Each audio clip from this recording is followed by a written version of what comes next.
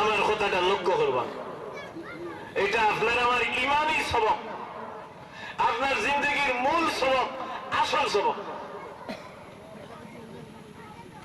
এই জায়গাতে আল্লাহ তাআলা আমরা কইছেন ওয়াবাশিরিল্লাযিনা আমানু, আল্লাযিনা আমানু, ঈমানদার।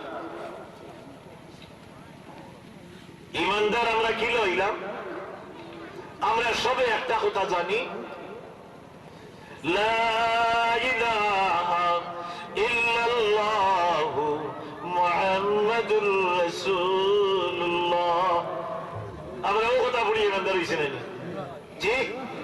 এই কথার মতলব কিটা? বলে আল্লাহ ব্যতীত কোনো মাবুদ নাই আর মুহাম্মদ সাল্লাল্লাহু আলাইহি ওয়াসাল্লাম আল্লাহর রাসূল। ও কথা নানি কেন মতলব?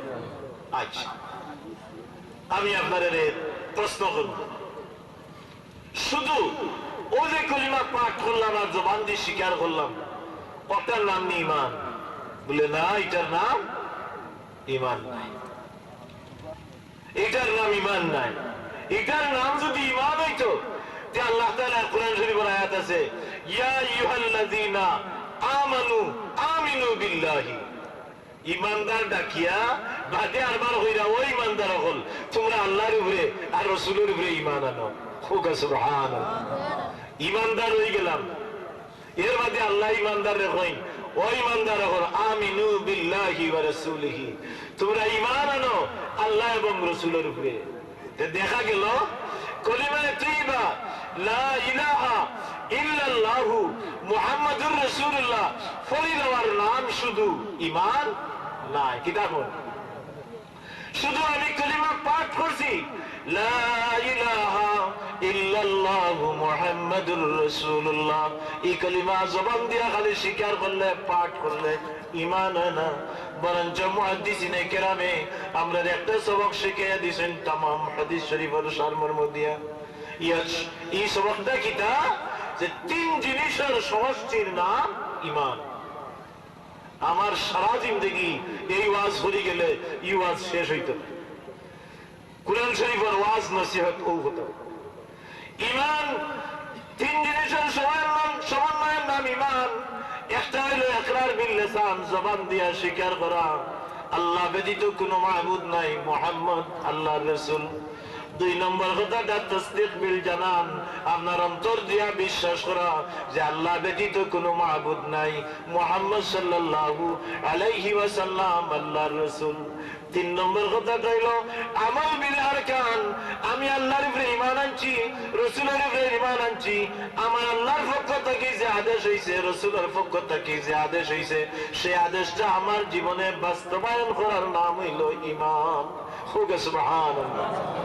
এই আলোচনায় বুঝা গেল যে আমি ঈমান আনছি, নামাজ পড়ি না, আমি ঈমান আনছি, রোজা রাখি না, আমি ঈমান আনছি, হারাম হালাল বুঝি না।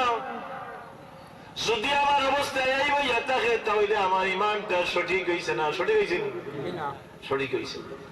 আমি ঈমান আনছি, ঈমান আনার পরে হুজুর আকরাম সাল্লাল্লাহু আলাইহি ওয়াসাল্লাম ইরশাদ ফরমাইছেন, মান ক্বালা লা ইলাহা ইল্লাল্লাহু ওয়া আদ্দা হাকাইকাহা দাখালাল জান্নাহ।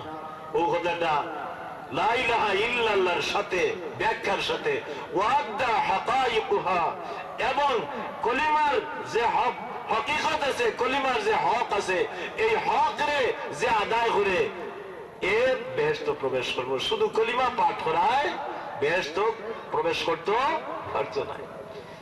ওয়াবাশিরিল্লাযিনা আমানু ওয়া আমিলুস সালিহাত, এই সুসংবাদ আল্লাহ তাআলা ঈমানদারের সুসংবাদ হইয়া কথাটা শেষ করে দিতে পারতাম। ওয়া আমিলুস সালিহাত তাকওয়ার প্রয়োজন ছিল না। ওয়াবাশিরিল্লাযিনা আমানু আন্না লাহুমুল জান্নাহ, যারা ঈমান আনছে তার লাগি বেহেশত। হুজুরে কইলা মান ক্বালা লা ইলাহা ইল্লাল্লাহু দাখালাল জান্নাহ, হুজুরে কইছেন যে লা ইলাহা ইল্লাল্লাহু পড়ি লিব হে বেহেশত প্রবেশ করব। আল্লাহ ওলা ওয়া উসিতাজিল ইয়া ওয়াবাশিরিল্লাযিনা আমানু আন্না লাহুমুল জান্নাহ, যারা ঈমান আনিলিব তার লাগি বেহেশত। আল্লাহ ইলা হইয়া রাখছেন না, বরঞ্চ আল্লাযিনা আমানুর সাথে আল্লাহ সংযোগ করছেন আরো একটা শব্দ, আরো একটা কথা, ওয়ামিলুস সালিহাত। ওয়ামিলুস সালিহাত, যারা ঈমান আনছে এর সাথে ওয়ামিলুস সালিহাত, নেক কাজ করে, ভালো কাজ করে। এই নেক কাজ করে, ভালো কাজ করে মতলব আমরা অতি সহজে বুঝবাই। আর নামাজ, রোজা, হজ, যাকাত, সাদকা, খয়রাত, ভালো কাজ। যারা ঈমান আনছে, ঈমান আনার পরে নেকির কাজ করে, এই নেকির কাজ করনে ওয়ালা আখলার লাগি, ঈমানদারের লাগি বেহেশত। আমি ও জায়গা আরো একটা কথা কই, ওয়ামিলুস সালিহাত। ওয়ামিলুস সালিহাত কইলে আমরা সহজে বুঝিলাই নামাজ, রোজা, হজ, যাকাত। হুজুর আকরাম সাল্লাল্লাহু আলাইহি ওয়াসাল্লাম সাহাবী হযরত মুআজ রাদিয়াল্লাহু তাআলা আনহু গায়রা,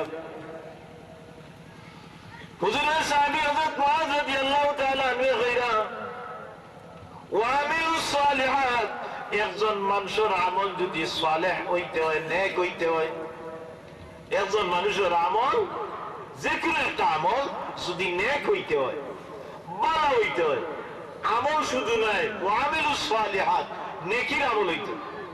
নেকির আমল হওয়ার লাগি হযরত মুআজ রাদিয়াল্লাহু তাআলা আনহু ওয়ামিলুস সালিহাতের ব্যাখ্যা করা, আমলে সালেহ হইব যদি একজন মানুষের আমলের মাঝে, একজন ইমানদারের আমলের মাঝে ৬০টা জিনিস যদি সংযুক্ত থাকে, তাহলে সেই আমলটা আমলে সালেহ হওয়া যায়।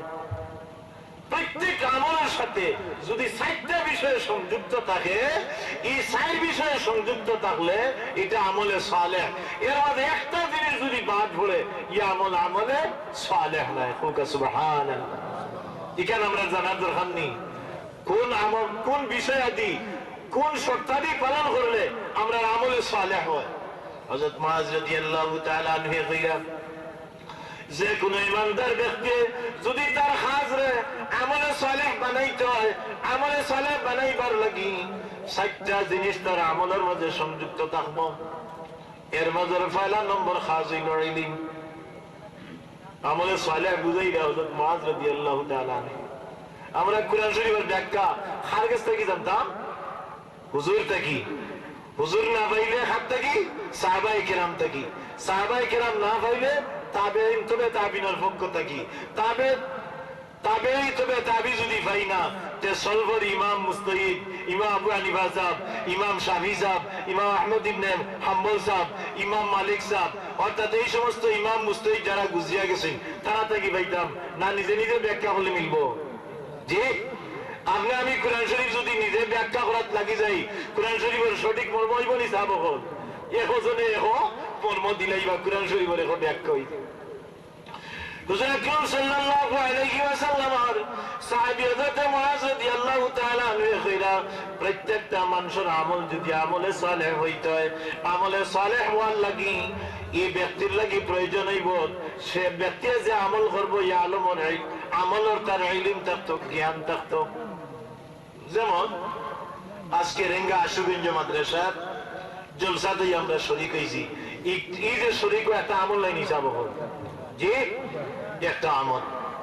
আমি এই জায়গা এই মাহফিল শরীক হইব, শরীক হইতে আমি দেখতাম, আমি যে মাহফিল শরীক হই, আর এই মাহফিল শরীক হওয়ার আমার আল্লাহর পক্ষ থেকে আদেশ আসেনি, রাসূলের পক্ষ থেকে আদেশ আসেনি, এখানে আমার দেখা লাগবে না। জি, মাহফিল বৈঠক জানলে তো মাহফিল হয় না হিসাব হল। জি, জুয়ার আসর বয়নি, বয় গানের আসর বয়, মালজুলের আসর বয়, সব আসরে গিয়া বইলে ই আমারটা গ্রহণযোগ্য আল্লাহর কিছু হইব না না হইব, এখানে আমার কিছু বাস বিচার করা লাগবো। হযরত মুআজ রাদিয়াল্লাহু তাআলা আনহু ফরমায়, প্রত্যেক মানুষের তার আমল যদি আমলে সালেহ বানাইতে হয়, নেকির আমল বানাইতে হয়, তাহলে তার লাগি উচিত হইল ই আমলের জ্ঞান তার থাকা লাগবো। অর্থাৎ আমরা এই মাহফিল হইয়া বইছি, এই মাহফিল বয়ার পিছনে আল্লাহ রাসূলের পক্ষ থেকে অনুমোদন আছে। কি অনুমোদন আছে বলে এই জায়গায় পবিত্র কোরআন শরীফ তিলাওয়াত করাইব। আল্লাহ রাব্বুল আলামিনের তান পালা পাক কালাম মজিদ ফুরকান হামিদের মধ্যে বয়ান ফরমাইছেন যে এখন কোরআন শরীফ পড়াই লইব তুমি তাই সেই জায়গাত বইয়া কোরআন শরীফ রে নীরবে শুনো এবং চুপ থাকো ওয়াইজা কুরিয়াল কুরআনু ফাসতামিউ লাহু ওয়ানসিতু লাআল্লাকুম হে দুনিয়ার ইমানদার ব্যক্তি হল তুমি তাই যে জায়গা কোরআন শরীফ পড়য় কোরআন শরীফ পড়ইলে এই কোরআন শরীফের আলোচনা হইলে কেন শুনিও এবং চুপ থাকিও যদি কোরআন শরীফ শুনো আর চুপ থাকো তাহলে তোমার তান্ডে দয়া করইব রহম করইব লাআল্লাকুম তুরহামুন তোমার তান্ডে রহম করইব দয়া করইব এই আয়াত দিয়া ফাইলাম এই জায়গা বয়ার নির্দেশ আছে না আল্লাহর পক্ষ থেকে। 2 নম্বর জিনিস হইল নিয়ত। আপনি যে আমল করবেন এই আমলের মাঝে আপনার নিয়তটা সংশোধিত হইতো।